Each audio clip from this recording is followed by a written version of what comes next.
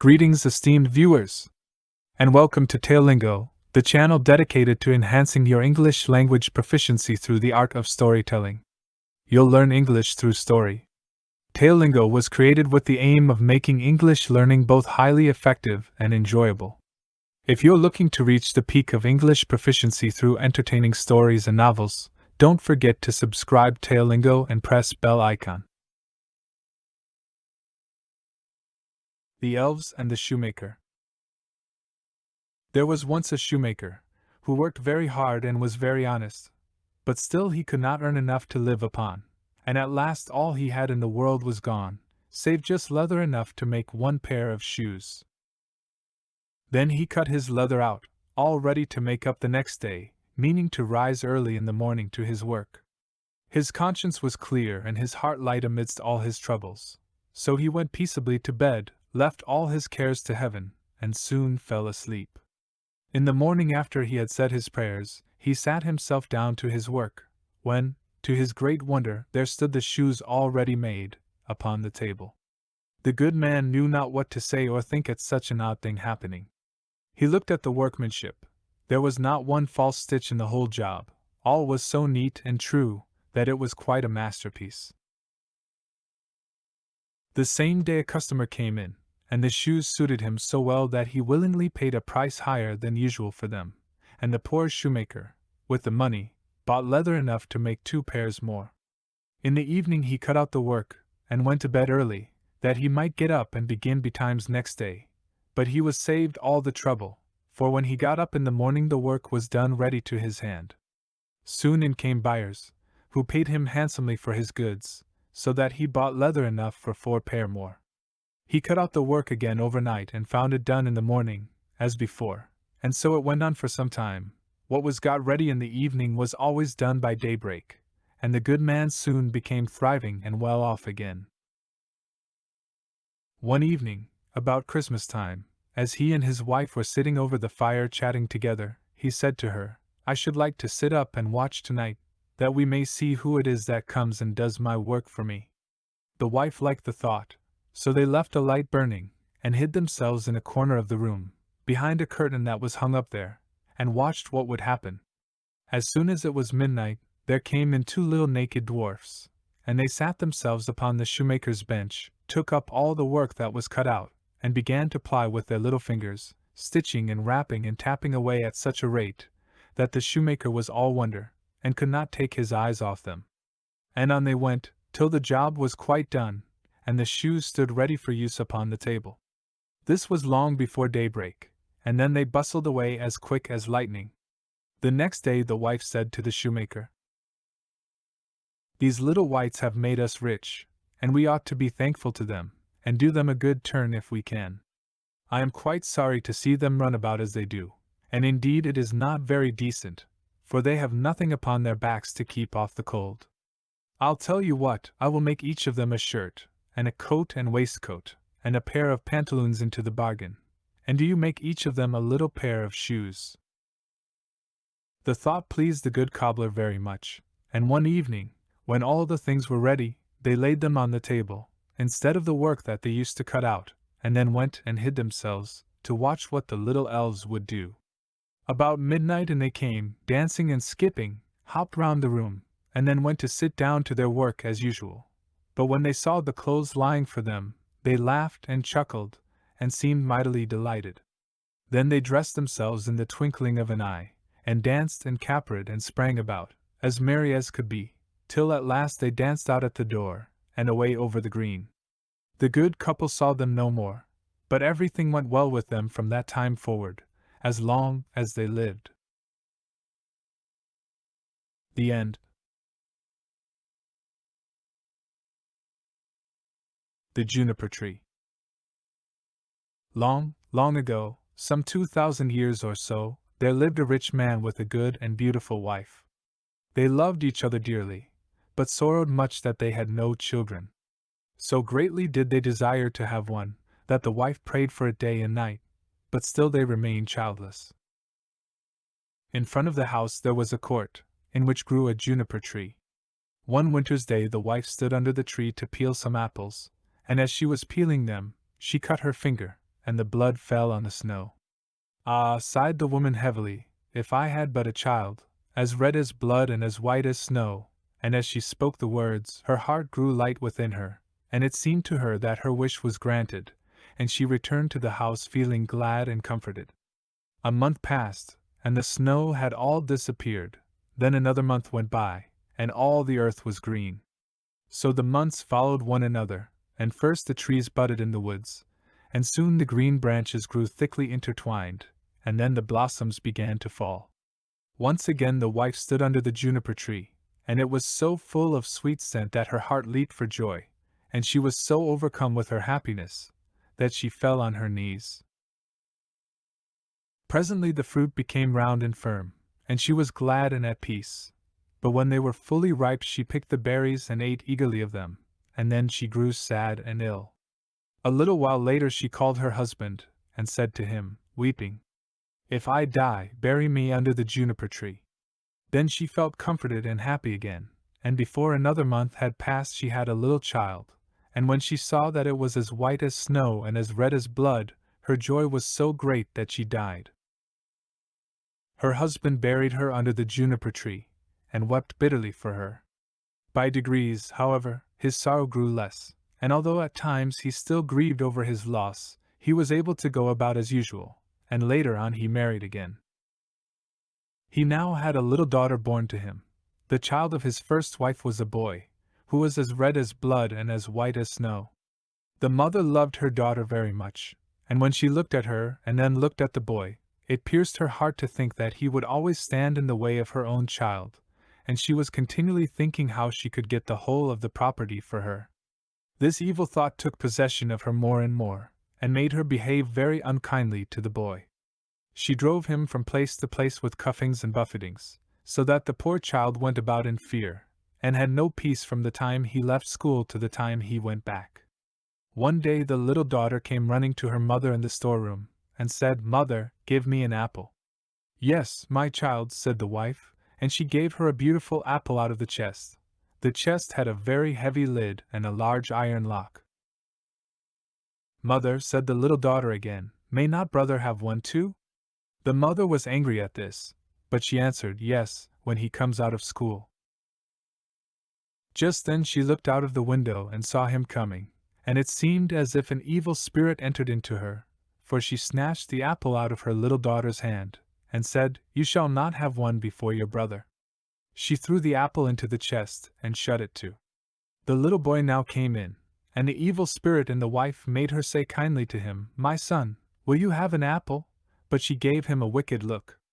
"Mother," said the boy, "how dreadful you look!" "Yes, give me an apple." The thought came to her that she would kill him. "Come with me," she said, and she lifted up the lid of the chest. "Take one out for yourself." And as he bent over to do so, the evil spirit urged her, and crash! Down went the lid, and off went the little boy's head. Then she was overwhelmed with fear at the thought of what she had done. "If only I can prevent anyone knowing that I did it," she thought. So she went upstairs to her room, and took a white handkerchief out of her top drawer. Then she set the boy's head again on his shoulders, and bound it with the handkerchief so that nothing could be seen, and placed him on a chair by the door with an apple in his hand. Soon after this, little Marlene came up to her mother, who was stirring a pot of boiling water over the fire, and said, "Mother, brother is sitting by the door with an apple in his hand, and he looks so pale, and when I asked him to give me the apple, he did not answer, and that frightened me." "Go to him again," said her mother, "and if he does not answer, give him a box on the ear." So little Marlene went, and said, "Brother, give me that apple," but he did not say a word. Then she gave him a box on the ear, and his head rolled off. She was so terrified at this, that she ran crying and screaming to her mother. "Oh," she said, "I have knocked off brother's head," and then she wept, and nothing would stop her. "What have you done?" said her mother. "But no one must know about it, so you must keep silence. What is done can't be undone. We will make him into puddings." And she took the little boy and cut him up, made him into puddings, and put him in the pot. But Marlene stood looking on, and wept, and her tears fell into the pot, so that there was no need of salt. Presently the father came home and sat down to his dinner. He asked, "Where is my son?" The mother said nothing, but gave him a large dish of black pudding, and Marlene still wept without ceasing. The father again asked, "Where is my son?" "Oh," answered the wife, "he is gone into the country to his mother's great uncle. He is going to stay there some time." "What has he gone there for? And he never even said goodbye to me." "Well, he likes being there, and he told me he should be away quite 6 weeks. He is well looked after there."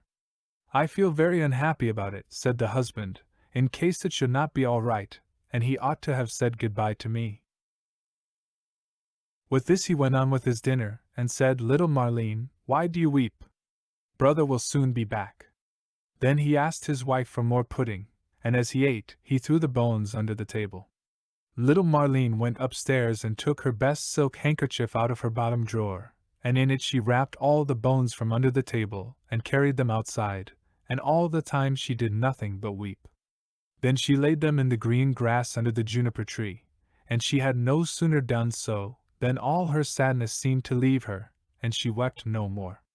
And now the juniper-tree began to move, and the branches waved backwards and forwards, first away from one another, and then together again, as it might be someone clapping their hands for joy. After this a mist came round the tree, and in the midst of it there was a burning as of fire, and out of the fire there flew a beautiful bird, that rose high into the air, singing magnificently, and when it could no more be seen, the juniper-tree stood there as before, and the silk handkerchief and the bones were gone. Little Marlene now felt as light-hearted and happy as if her brother were still alive, and she went back to the house and sat down cheerfully to the table and ate. The bird flew away and alighted on the house of a goldsmith and began to sing, "My mother killed her little son. My father grieved when I was gone. My sister loved me best of all. She laid her kerchief over me, and took my bones that they might lie underneath the juniper-tree. Kiwit, kiwit, what a beautiful bird am I!" The goldsmith was in his workshop making a gold chain, when he heard the song of the bird on his roof. He thought it so beautiful that he got up and ran out, and as he crossed the threshold he lost one of his slippers. But he ran on into the middle of the street, with a slipper on one foot and a sock on the other. He still had on his apron, and still held the gold chain and the pincers in his hands, and so he stood gazing up at the bird, while the sun came shining brightly down on the street. "Bird," he said, "how beautifully you sing! Sing me that song again." "Nay," said the bird, "I do not sing twice for nothing. Give that gold chain, and I will sing it you again." "Here is the chain, take it," said the goldsmith. "Only sing me that again." The bird flew down, and took the gold chain in his right claw, and then he alighted again in front of the goldsmith and sang, "My mother killed her little son. My father grieved when I was gone. My sister loved me best of all. She laid her kerchief over me, and took my bones that they might lie underneath the juniper-tree. Kiwit, kiwit, what a beautiful bird am I!" Then he flew away, and settled on the roof of a shoemaker's house and sang, "My mother killed her little son. My father grieved when I was gone. My sister loved me best of all. She laid her kerchief over me, and took my bones that they might lie underneath the juniper-tree. Kiwit, kiwit, what a beautiful bird am I!" The shoemaker heard him, and he jumped up and ran out in his shirt sleeves, and stood looking up at the bird on the roof with his hand over his eyes to keep himself from being blinded by the sun. "Bird," he said, "how beautifully you sing!" Then he called through the door to his wife, "Wife, come out, here is a bird, come and look at it, and hear how beautifully it sings." Then he called his daughter and the children, then the apprentices, girls and boys, and they all ran up the street to look at the bird, and saw how splendid it was with its red and green feathers, and its neck like burnished gold, and eyes like two bright stars in its head. "Bird," said the shoemaker, "sing me that song again." "Nay," answered the bird, "I do not sing twice for nothing. You must give me something." "Wife," said the man, "go into the garret. On the upper shelf you will see a pair of red shoes. Bring them to me." The wife went in and fetched the shoes. "There, bird," said the shoemaker, "now sing me that song again." The bird flew down and took the red shoes in his left claw, and then he went back to the roof and sang, "My mother killed her little son. My father grieved when I was gone. My sister loved me best of all. She laid her kerchief over me, and took my bones that they might lie underneath the juniper-tree. Kiwit, kiwit, what a beautiful bird am I!" When he had finished, he flew away. He had the chain in his right claw and the shoes in his left, and he flew right away to a mill, and the mill went click-clack, click-clack, click-clack. Inside the mill were 20 of the miller's men hewing a stone, and as they went hick-hack, hick-hack, hick-hack, the mill went click-clack, click-clack, click-clack. The bird settled on a lime tree in front of the mill and sang, "My mother killed her little son." Then one of the men left off, "My father grieved when I was gone." 2 more men left off and listened, "My sister loved me best of all." Then 4 more left off, "She laid her kerchief over me, and took my bones that they might lie." Now there were only 8 at work, underneath, and now only 5, the juniper-tree. And now only 1, kiwit, kiwit, what a beautiful bird am I! Then he looked up and the last one had left off work. "Bird," he said, "what a beautiful song that is you sing! Let me hear it too, sing it again." "Nay," answered the bird, "I do not sing twice for nothing. Give me that millstone, and I will sing it again." "If it belonged to me alone," said the man, "you should have it." "Yes, yes," said the others, "if he will sing again, he can have it." The bird came down, and all the 20 millers set to and lifted up the stone with a beam. Then the bird put his head through the hole and took the stone round his neck like a collar, and flew back with it to the tree and sang, "My mother killed her little son. My father grieved when I was gone. My sister loved me best of all. She laid her kerchief over me, and took my bones that they might lie underneath the juniper-tree. Kiwit, kiwit, what a beautiful bird am I!" And when he had finished his song, he spread his wings, and with the chain in his right claw, the shoes in his left, and the millstone round his neck, he flew right away to his father's house. The father, the mother, and little Marlene were having their dinner. "How light-hearted I feel," said the father, "so pleased and cheerful." "And I," said the mother, "I feel so uneasy, as if a heavy thunderstorm were coming." But little Marlene sat and wept and wept. Then the bird came flying towards the house and settled on the roof. "I do feel so happy," said the father, "and how beautifully the sun shines. I feel just as if I were going to see an old friend again." "Ah," said the wife, "and I am so full of distress and uneasiness that my teeth chatter, and I feel as if there were a fire in my veins." And she tore open her dress, and all the while little Marlene sat in the corner and wept, and the plate on her knees was wet with her tears. The bird now flew to the juniper-tree and began singing, "My mother killed her little son." The mother shut her eyes and her ears, that she might see and hear nothing, but there was a roaring sound in her ears like that of a violent storm, and in her eyes a burning and flashing like lightning. "My father grieved when I was gone." "Look, mother," said the man, "at the beautiful bird that is singing so magnificently, and how warm and bright the sun is, and what a delicious scent of spice in the air. My sister loved me best of all." Then little Marlene laid her head down on her knees and sobbed. "I must go outside and see the bird nearer," said the man. "Ah, do not go," cried the wife. "I feel as if the whole house were in flames." But the man went out and looked at the bird. "She laid her kerchief over me, and took my bones that they might lie underneath the juniper-tree. Kiwit, kiwit, what a beautiful bird am I!" With that the bird let fall the gold chain, and it fell just round the man's neck, so that it fitted him exactly. He went inside, and said, "See, what a splendid bird that is! He has given me this beautiful gold chain, and looks so beautiful himself." But the wife was in such fear and trouble, that she fell on the floor, and her cap fell from her head. Then the bird began again, "My mother killed her little son." "Ah me," cried the wife, "if I were but 1,000 feet beneath the earth, that I might not hear that song. My father grieved when I was gone." Then the woman fell down again as if dead. "My sister loved me best of all." "Well," said little Marlene, "I will go out too and see if the bird will give me anything." So she went out. "She laid her kerchief over me, and took my bones that they might lie," and he threw down the shoes to her, underneath the juniper-tree. "Kiwit, Kiwit, what a beautiful bird am I! And she now felt quite happy and light-hearted. She put on the shoes and danced and jumped about in them. I was so miserable, she said, when I came out, but that has all passed away. That is indeed a splendid bird, and he has given me a pair of red shoes. The wife sprang up, with her hair standing out from her head like flames of fire. Then I will go out too, she said, and see if it will lighten my misery, for I feel as if the world were coming to an end. But as she crossed the threshold, crash! The bird threw the millstone down on her head, and she was crushed to death.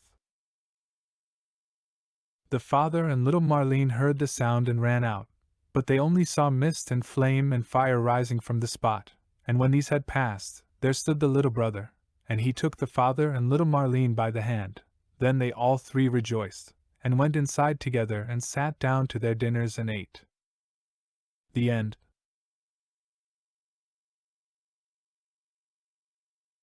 The Turnip. There were two brothers who were both soldiers. The one was rich, and the other poor. The poor man thought he would try to better himself, so, pulling off his red coat, he became a gardener, and dug his ground well, and sowed turnips. When the seed came up, there was one plant bigger than all the rest, and it kept getting larger and larger, and seemed as if it would never cease growing, so that it might have been called the Prince of Turnips, for there never was such a one seen before, and never will again.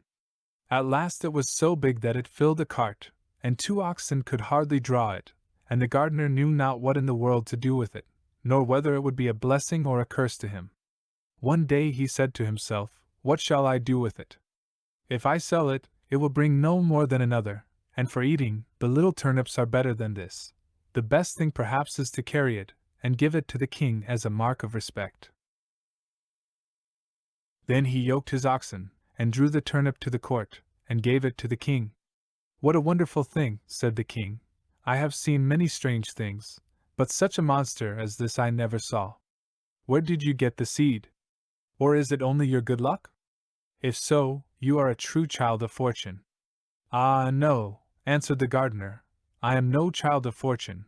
I am a poor soldier, who never could get enough to live upon, so I laid aside my red coat, and set to work, tilling the ground. I have a brother, who is rich, and your majesty knows him well, and all the world knows him, but because I am poor, everybody forgets me." The king then took pity on him, and said, "You shall be poor no longer. I will give you so much that you shall be even richer than your brother." Then he gave him gold and lands and flocks, and made him so rich that his brother's fortune could not at all be compared with his. When the brother heard of all this, and how a turnip had made the gardener so rich, he envied him sorely, and bethought himself how he could contrive to get the same good fortune for himself. However, he determined to manage more cleverly than his brother, and got together a rich present of gold and fine horses for the king, and thought he must have a much larger gift in return, for if his brother had received so much for only a turnip, what must his present be worth? The king took the gift very graciously, and said he knew not what to give in return more valuable and wonderful than the great turnip, so the soldier was forced to put it into a cart, and drag it home with him. When he reached home, he knew not upon whom to vent his rage and spite, and at length wicked thoughts came into his head, and he resolved to kill his brother. So he hired some villains to murder him, and having shown them where to lie in ambush, he went to his brother, and said, "Dear brother, I have found a hidden treasure. Let us go and dig it up, and share it between us." The other had no suspicions of his roguery, so they went out together, and as they were traveling along, the murderers rushed out upon him, bound him, and were going to hang him on a tree. But whilst they were getting all ready, they heard the trampling of a horse at a distance, which so frightened them that they pushed their prisoner neck and shoulders together into a sack, and swung him up by a cord to the tree, where they left him dangling, and ran away. Meantime he worked and worked away, till he made a hole large enough to put out his head. When the horseman came up, he proved to be a student, a merry fellow, who was journeying along on his nag, and singing as he went. As soon as the man in the sack saw him passing under the tree, he cried out, "Good morning! Good morning to thee, my friend. The student looked about everywhere, and seeing no one, and not knowing where the voice came from, cried out, Who calls me? Then the man in the tree answered, Lift up thine eyes, for behold, here I sit in the sack of wisdom. Here have I, in a short time, learned great and wondrous things. Compared to this seat, all the learning of the schools is as empty air. A little longer, and I shall know all that man can know, and shall come forth wiser than the wisest of mankind. Here I discern the signs and motions of the heavens and the stars, the laws that control the winds, the number of the sands on the seashore, the healing of the sick, the virtues of all simples, of birds, and of precious stones. Wert thou but once here, my friend, thou wouldst feel and own the power of knowledge. The student listened to all this and wondered much. At last he said, Blessed be the day and hour when I found you. Cannot you contrive to let me into the sack for a little while? Then the other answered, as if very unwillingly, A little space I may allow thee to sit here, if thou wilt reward me well and entreat me kindly. But thou must tarry yet an hour below, till I have learnt some little matters that are yet unknown to me. So the student sat himself down and waited a while. But the time hung heavy upon him, and he begged earnestly that he might ascend forthwith, for his thirst for knowledge was great. Then the other pretended to give way, and said, Thou must let the sack of wisdom descend, by untying yonder cord, and then thou shalt enter. So the student let him down, opened the sack, and set him free. Now then, cried he, let me ascend quickly. As he began to put himself into the sack heels first, Wait a while, said the gardener, that is not the way. Then he pushed him in head first, tied up the sack, and soon swung up the searcher after wisdom dangling in the air. How is it with thee, friend? Said he, dost thou not feel that wisdom comes unto thee? Rest there in peace, till thou art a wiser man than thou wert. So saying, he trotted off on the student's nag, and left the poor fellow to gather wisdom till somebody should come and let him down. And there you have it, folks. We've reached the end of this incredible story together, but the adventure doesn't stop here. We have a variety of story videos like this one available for your enjoyment. To watch more, just click here. If you've enjoyed this story and want more mind-blowing stories, be sure to smash that subscribe button and ring the notification bell so you never miss out on our next epic upload. Trust me, you won't want to miss what's coming next.